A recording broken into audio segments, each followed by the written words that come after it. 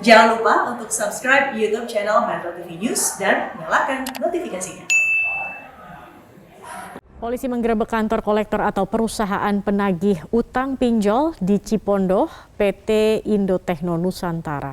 Ada 13 perusahaan pinjol yang menggunakan jasa perusahaan ini.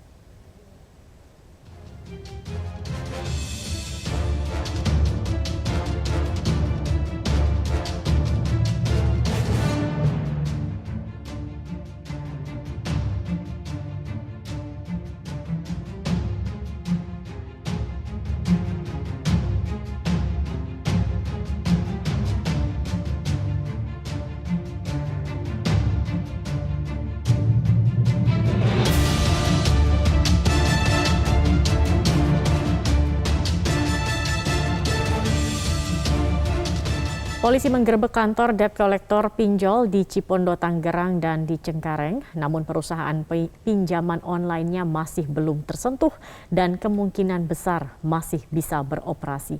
Kami akan langsung menanyakannya kepada Pak Tongam L. Tobing, Ketua Satgas Waspada Investasi OJK. Selamat sore Pak Tongam.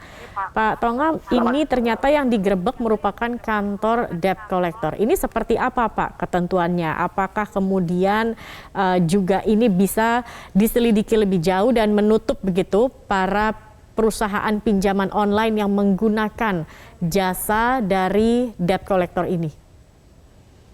Ya, jadi perusahaan pinjaman online dalam rangka melaksanakan kegiatannya tentu diperbolehkan bekerja sama dengan tenaga penagihan. Dalam hal pinjaman online yang legal atau terdaftar di OJK, persyaratannya adalah tenaga penagihan yang bersertifikasi. Oleh karena itu, ini sesuatu bisnis yang lazim, tentu suatu usaha menggunakan tenaga penagihan. Namun demikian, dalam hal tenaga penagihan ini bekerja sama dengan para pelaku pinjol ilegal, ini menjadi masalah tentunya. Dan juga apabila mereka melakukan tindakan-tindakan penagihan tidak beretika, ini juga menjadi pelanggaran pada kode etik mereka. Karena apa? Karena tenaga-tenaga penagih ini adalah dilatih untuk tetap melakukan penagihan secara beretika. Karena mereka terikat dengan kode etik. Jadi tidak ada kata-kata kasar, teror, intimidasi di sana. Nah, kami melihat apa yang dilakukan oleh tenaga penagih ini melayani 10 perusahaan pinjol ilegal adalah memang perbuatan-perbuatan yang memang ilegal, di mana mereka itu memfasilitasi kegiatan-kegiatan ilegal untuk melakukan kegiatannya di Indonesia. Padahal kita saat ini sedang masif memberantas pinjol-pinjol ilegal, sementara perusahaan ini memfasilitasi untuk melakukan penagihan-penagihan bagi para pelanggannya.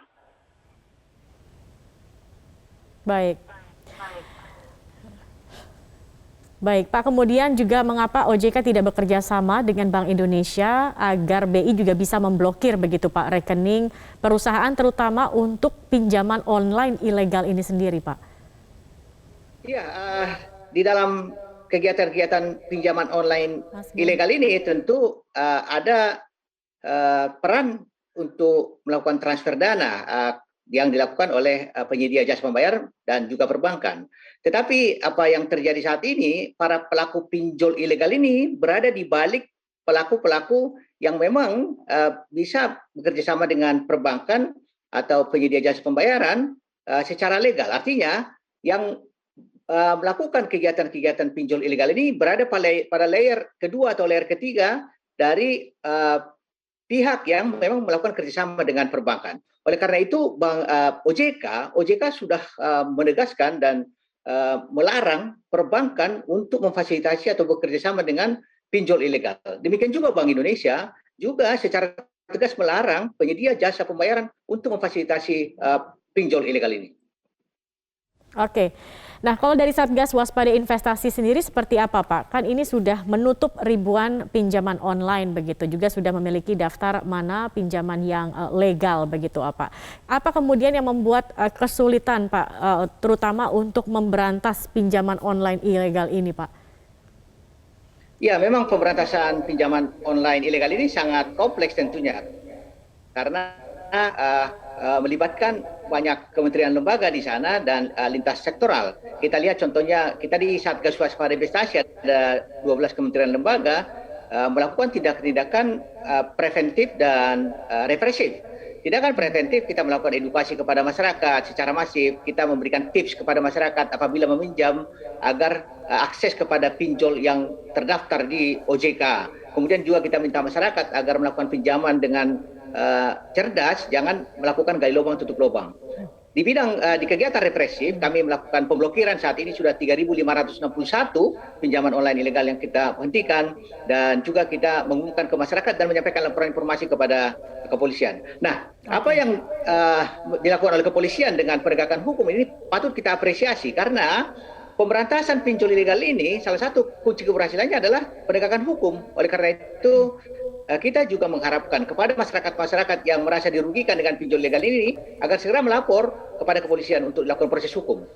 Oke, tapi Pak Tongam, begitu OJK ini kan juga sebagai fungsi pengawasan. Kemudian kalau kita lihat saat pandemi saat ini, banyak kemudian masyarakat, khususnya masyarakat di bawah begitu Pak, yang membutuhkan uang dan kemudian menggunakan aplikasi fintech yang ilegal dan terjerat dalam utang dengan bunga berkali-kali lipat begitu Pak Tongam. Saat ini masyarakat juga menunggu bagaimana kemudian OJK bisa bertindak Pak, agar pinjaman online ilegal seperti ini dapat kemudian diberantas begitu Pak.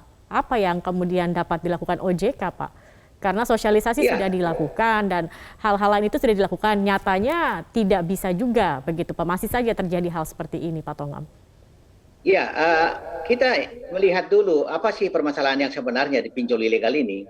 Permasalahan utama yang terjadi di pinjol ini adalah masyarakat kita butuh dana, tetapi tingkat literasi mereka masih kurang, kemudian inklusi keuangannya masih kurang. Oleh karena itu, apa yang dilakukan OJK selama ini adalah meningkatkan literasi dan inklusi keuangan. Literasi dalam arti bagaimanapun juga kita ingin menyampaikan message kepada masyarakat bahwa akses kepada pinjol ilegal ini akan merugikan. Jadi kita didik terus masyarakat kita, dan sekarang semakin masif kita lakukan edukasi ke masyarakat.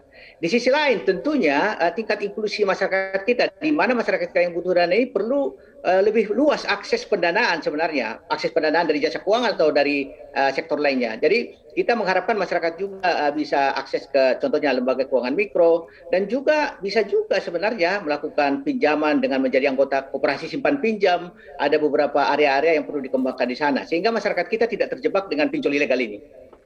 Oke, baik terima kasih Ketua Satgas Waspada Investasi OJK Tongam L. Tobing sudah bergabung bersama kami di Metro hari ini.